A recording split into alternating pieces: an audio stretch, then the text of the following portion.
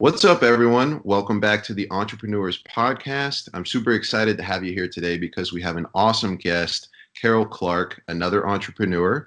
And I'll save you the long bio intro because I want her to share everything in her own words. So, Carol, welcome to the show. Thank you for being here. I'm so excited to be doing this, and I'm so excited to be here, and I'm so excited to hear from all of your people too. So I am a KonMari consultant, which is awesome and exciting because the KonMari method and Marie Kondo is just super internationally well known. And what's not very well known is that you can actually hire a very specifically trained and certified KonMari consultant to come and help you with the KonMari method. So I think a lot of people know about the Netflix show and her books and a few things about the method, but it's pretty rarely known that there's actually consultants. And to be a consultant, you kind of go through this really amazing and really joy-filled but very rigorous process to become a KonMari consultant. So it's fun, it's awesome, and I'm just overly excited because I have started taking the KonMari method into businesses and applying it towards specifically productivity and increasing sales, because at the end of the day, that's just what every business wants. They just want to increase their sales and increase their income, their cash flow, whatever's going on. So applying the KonMari method into businesses just really has this amazing, finally, one-time lasting effect on productivity. So That's that's really the long cool. of what I do. It's Yeah, no, awesome. that's really fascinating, and I am Yeah. familiar with Marie Kondo, with who she is. I Yeah. will say I don't actually watch the show. I've never seen it, but I've You heard of got her. it. It's addicting. Yeah, I love the idea behind what she's doing because I feel like I very much did this decluttering in my own life, but it was in my own way. But now that I've done that, I feel so much freedom and just liberation from the stress and the clutter. And I can totally see how what she Oh, teaches, and obviously now that you become a consultant doing this as well, what you guys share with people is really really profound, and it helps in so many more aspects than just cleaning off a desk, or like you say, actually bringing in productivity, sort of taking that concept and putting it into business is really smart. That's really interesting. I haven't heard anybody do that. Um, Now, yeah. I wanted to ask you something because I was doing a little research on you before we got started, and I think that this story kind of will tie into maybe why you became a KonMari consultant. But I was reading that you actually used to buy like 2 years worth of bulk paper towels or something. Now you don't do that anymore. Like, can you explain that to us? What's that about?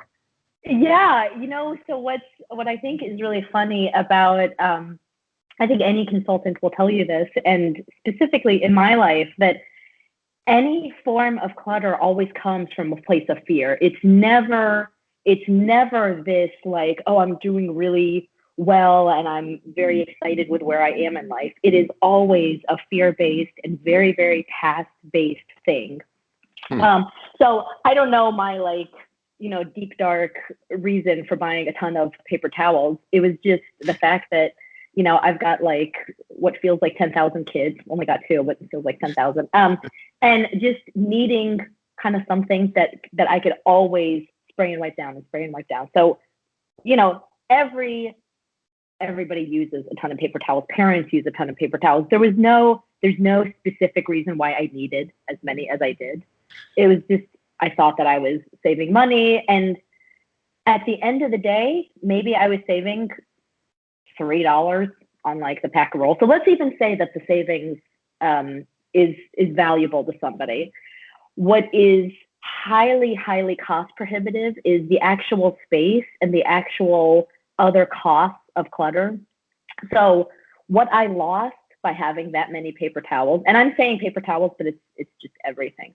What I lost by having all those things is I lost the space to put other things. I lost the ability to do my laundry very easily because I didn't have space to store other stuff. I lost the ability to actually run and have access to what I needed because to store mass bulk amounts of items, you got to keep them somewhere very large and very big. And it's usually the very big space is really high real estate.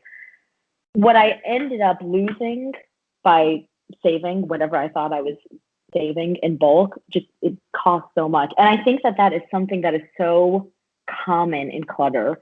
We come from a place of clutter because we didn't have a lot of money growing up, or we maybe we got to a place in life where we were doing really well and really proud of ourselves, and now we're not. And there's just always a fear of something.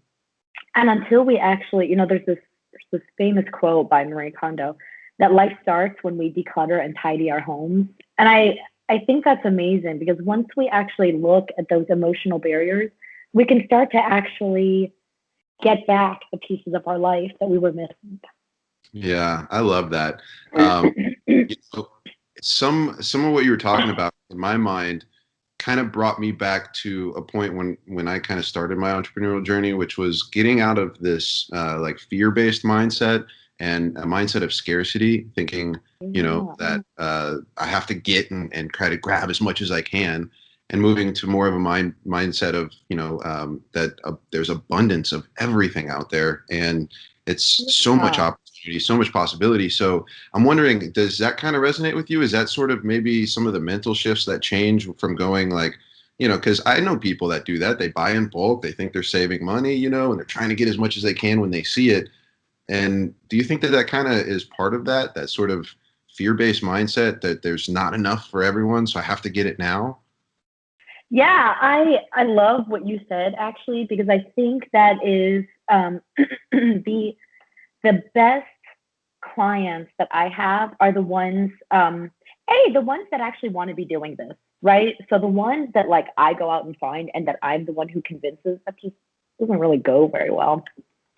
And I think especially inside of businesses, most businesses are very, very fear-based.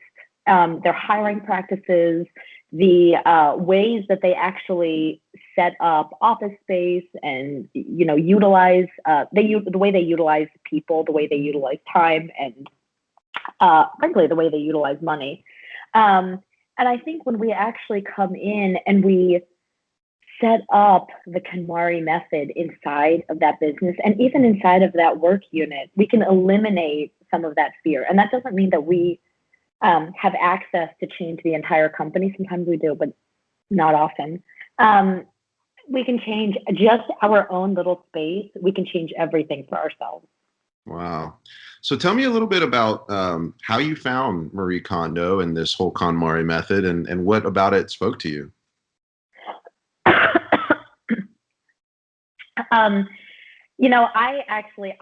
I came about it because I was just trying to do everything in my house. My story was that I was, I have these kids. I was trying to launch pretty much just some business that was very, very unformed. It was not my KonMari business. It was just a very unformed, a very kind of nebulous business.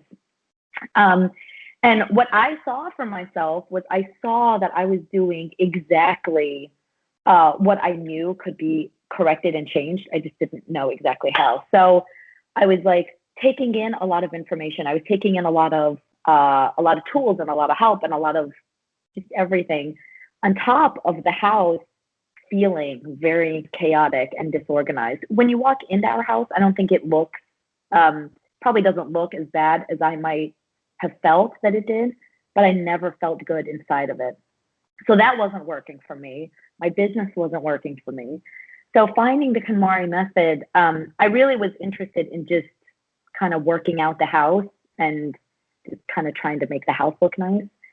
And what I ended up finding, I found, like, we got to fall in love with our house. We actually thought we had to move. That was the real reason. Wow. We'd have realtors come in and, they'd be like, you gotta, if you want to show the house, you gotta clean it. And I was like, I just spent 2 hours. Like, I don't know what more I could do besides like putting up a partition or something. So that was the real start of it. And then as I started to, it always starts with the house, right? I started to KonMari our house, and somehow my health. I started to KonMari my health. I started to KonMari everything that we do as a family. And then when I started to apply it to business, I found my business and I found my place, and things have just, and I kind of hate to sound like, evangelistic and do this and you'll find great. But it actually was true for me. I have been able to take in information in a very different way. I can let go of what doesn't spark joy for me, which is, I think, very difficult in the business world, because in the business world, we're told to do things a certain way. Mm-hmm. And oftentimes companies really suffer from this. They have a company culture and somebody comes in and they think they need to look a certain way, and they just aren't. They're just kind of constantly stopping and starting, like like me driving a stick shift or something. I don't know. I've never driven a stick shift. Yeah, I think that there's a way that we can just clear out all of the noise. Some of it is physical clutter.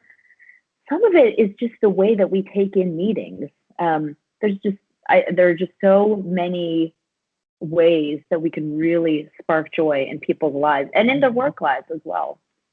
That's awesome. I love that. And, what I really enjoy is the fact that your story kind of sounds similar to what I hear a lot of entrepreneurs say, which is you had a problem and you had to solve that problem. And through finding that solution and learning about it, you found your purpose, you found your business, if you will. And I love that. So by scratching your own itch, you were able to create a business around that. That's awesome.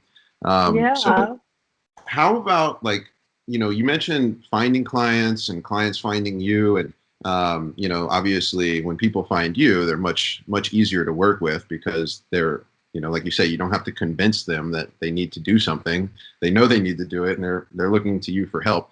But part of sales, obviously, and part of business is prospecting and going out there and finding people. So I'm curious, with the world we live in today, the internet being the way that it is and really revolutionizing everything, and obviously digital marketing is really starting to curb, sort of the way that we buy things and think about products and stuff like that. Are you using digital marketing in your business and social media? How has that impacted you, and sort of what are your thoughts about it and everything? Well, I'll tell you this. If somebody can help me with that, I'm totally up for it. I do know I do know that I've constantly been told this for, however many years I have been an entrepreneur and been, actually not even an entrepreneur, just been working, period. I have heard the same thing. You got to blog and put out a bunch of content and do this, and this is where you put, there was so much, and it was very consistent information that I kept on hearing. And because it was consistent, I thought that that's the only way and that's the right way. And so I tried that. I tried that with a different business. And you know what? it wasn't my deal. And B, it didn't go anywhere.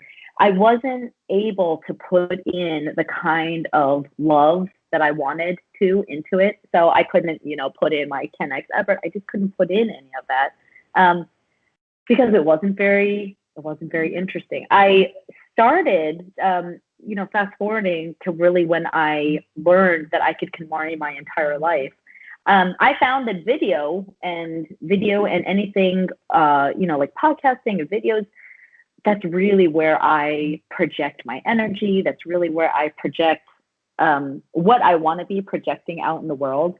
I'm not saying that every video is perfect, and I might not feel very great about every bit of it, but I feel better about the worst video that I've put out. I feel better about that than the best written post that I could put out. Right.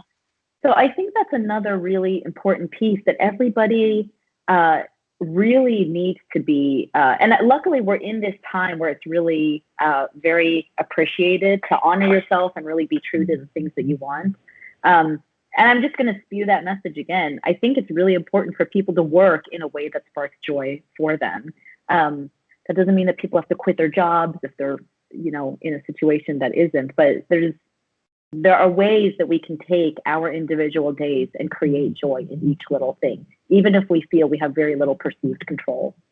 Absolutely. I love that. And part of that, like you say, is being, and I'm finding this to be a theme in my podcast here, but it's that self-awareness. You know, you were able to see that you project yourself better, like on video or on audio like this, you know, where you have the ability to actually, you know, speak, and that energy. For a lot of people, they may be scared to be on video, you know, they may be scared to speak on a podcast like that because maybe they want to filter what they're going to put out there in the world. So writing might be better for them, right? But it's that self-awareness and understanding where do you shine, you know, and then being able to put that out there. That's awesome. And you're right. Today, where it is celebrated to, you know, to honor yourself and to celebrate yourself, really, and to let people know what you're doing. I mean, you know, social media, in a way, it is removing some of that privacy, which a lot of people complain about.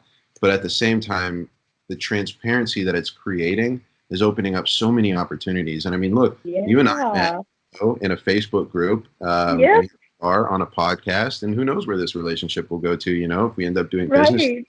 So I think it's an amazing time we live in right now. And we should just be taking advantage of every little bit that we can, you know? Yeah. So I gotta ask, you know, for that entrepreneur that is getting started, or for the person that's in their job, you know, maybe they're looking at, you know, okay, I could try to create something on the side, you know, or build out a business where, you know, maybe I can leave that job that isn't fulfilling me and sparking joy. What would you say is like the thing that they should focus on first? You know what? I think that there is, I think if I was going to pick something, it would be to focus on the thing that is just working for them, right? So not to focus on, is this going to make me money, or is this my passion? Just focus on something that's working for them, right? So focus on something, because it always comes from something that's not working for us. That we don't have to focus on that. That is the thing that is staring us in the face.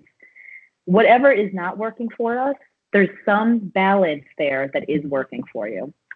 So, for example, if somebody were in a, you know, let's say that somebody were in an IT job where typically, you know, IT jobs are very, very hot and cold. People love what they're doing, or they're like angry and grinding and they just can't wait to get out and they're looking for another thing. IT jobs are very rarely lukewarm. You know, maybe the people in them might be kind of might feel lukewarm or speak lukewarm, but they're very happy with the stability or whatever they have. So let's say that you're an IT person just really hating what's going on. You're hating the company direction, hating whatever.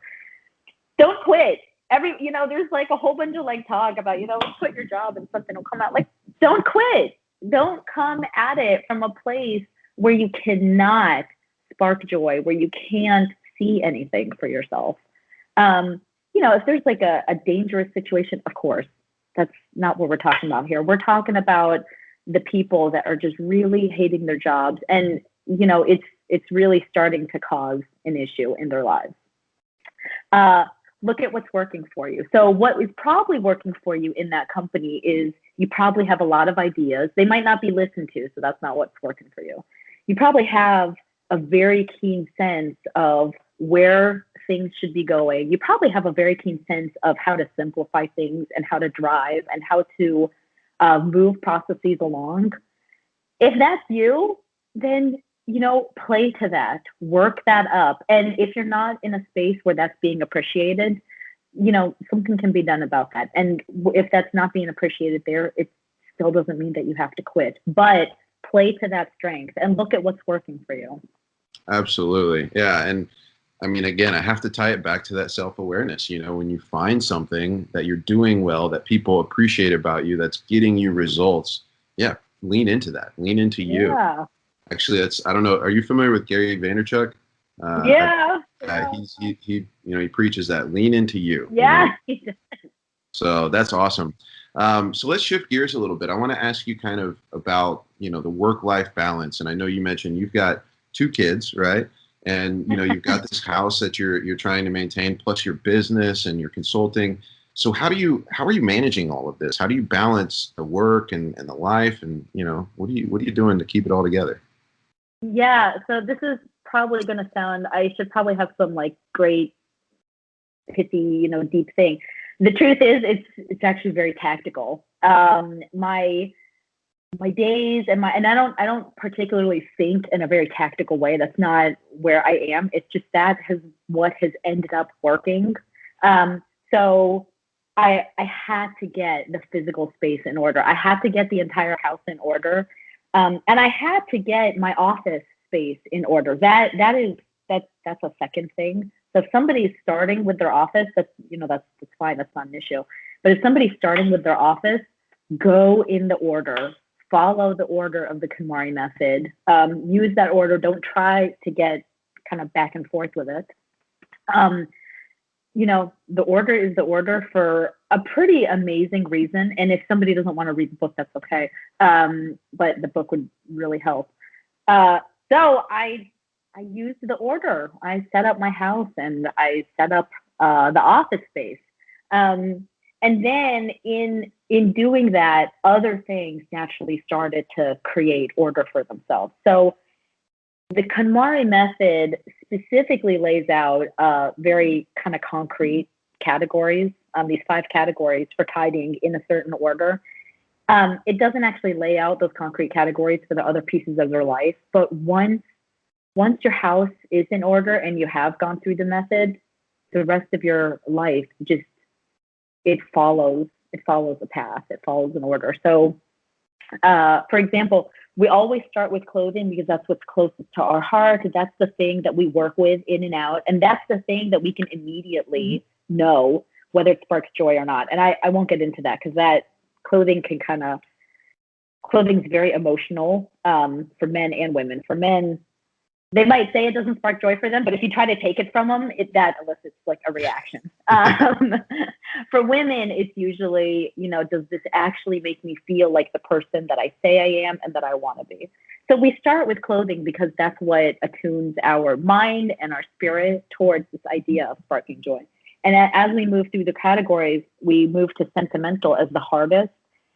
Because by the time we've moved to sentimental, we have actually honed that idea of what sparks joy for us. And I think that trying to balance the entire universe of us as a person, in our relationships, in our time, in our families, in our work, it kind of has to follow that same order too. So I knew that going through the house and going through the office, that while that was very tough, I needed to do all of that because then I needed to get my health in order and feel the way that I always want to feel every day easily, and declutter some of the health routines that I had, and then just try to manage everything. Just kind of falls in after that. I'm not saying it just like falls It in all line. just falls into place.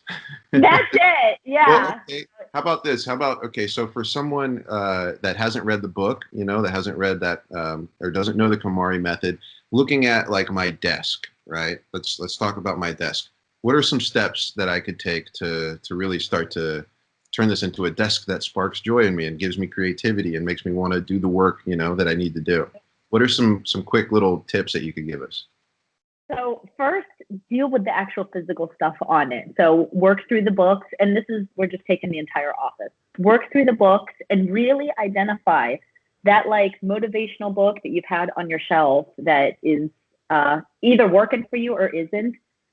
Deal with it. If it's working for you, keep it front and center. If it's not working for you, and if it's telling you that you're an inadequate person because you haven't read it, or if it's telling you you're an inadequate person because you read it and you're still not where you want to be, deal with that book. Get rid of it. Do what you need to do with that book.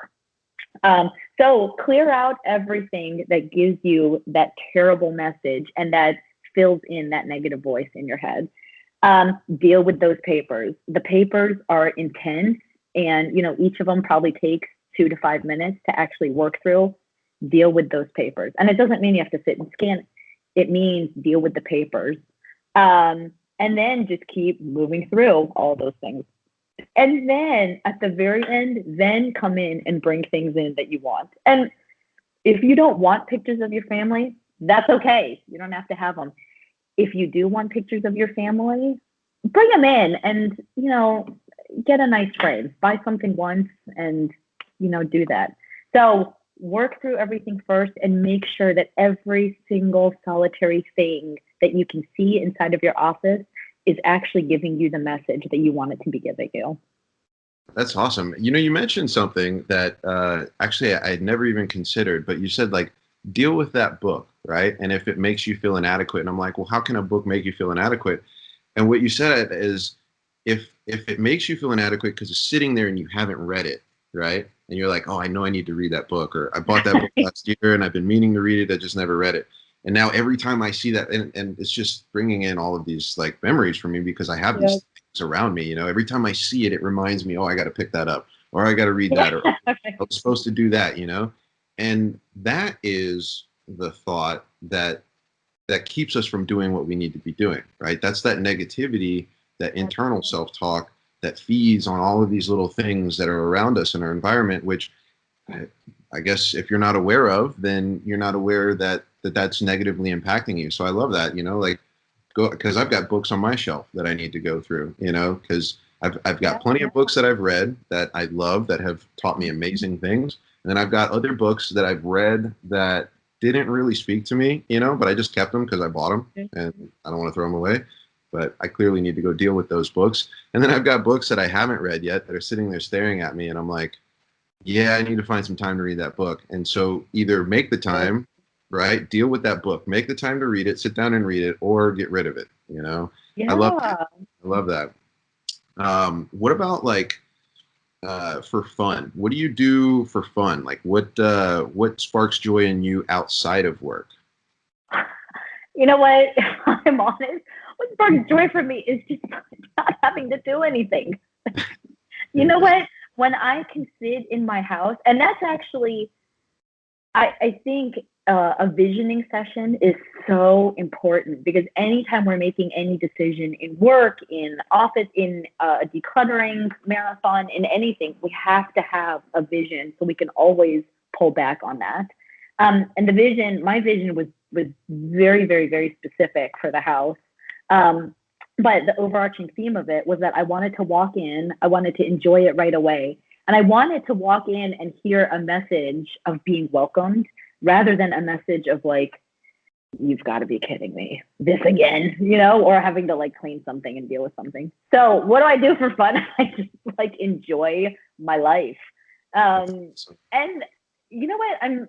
I'm so happy to be asked that question and to hear that because I don't know that I've really thought of it, but I'm looking at my life and I'm looking at, yesterday was the 4th of July here in America. And we got to just leave the house. I didn't have to like do 7 loads of laundry. We just got to do whatever we wanted to do yesterday. And then we came back and the house accidentally smelled nice. We have no idea why. That was just that's a rarity. That God gave us. Yeah. It's just like stuff just happens that is amazing. So what do I do for fun? I just really enjoy my life. That's awesome. That is such a good answer.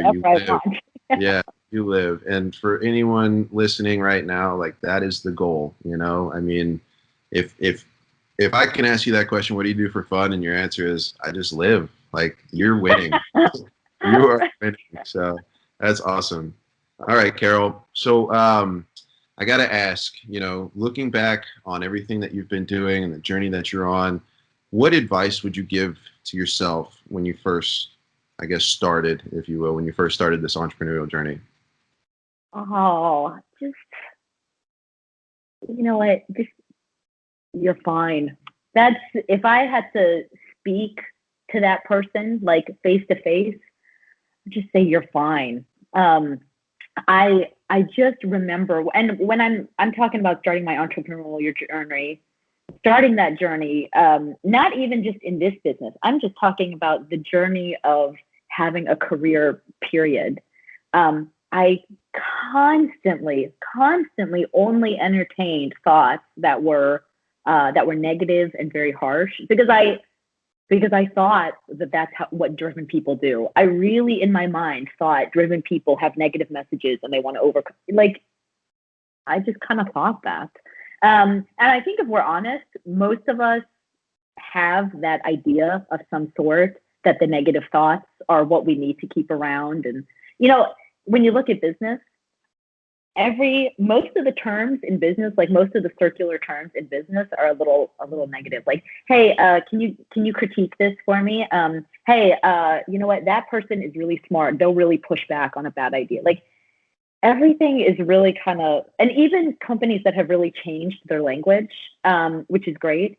A lot of the things that we're looking for, we're not usually looking for validation and market validation. We're usually looking for what isn't working and like the stopgaps. We're usually looking for the negative things. That would be something I would just save younger Carol from, and just like if I could whisk her away like on like a magic ship or something, that would be it. That to follow the positive messages will actually work. It doesn't, even if you have your head in the clouds, and even if somebody says that that's who you are, great, like stay up there. So that's what I would be. And I think essentially what I'm saying is only to keep only doing things that spark joy for me, and to keep only thinking about things and keep things around that spark joy for me. That's really, really good advice. I mean, the thing is, like you say, is to not focus on the negative, because we all have those negative thoughts. And like you say, in business, that's what we focus on in business, right? Is like what's not working, what's, like you say, what's stopping productivity, what's the problem that we need to fix. And I think too, in today's sort of business driven world, and it's almost like a badge of honor to be busy all the time, and to have a bunch of stuff to do, when all that does is create a whole bunch of stress in your life. So like really, what is working for you? Your insight today has been amazing. What's working for you? Lean into that.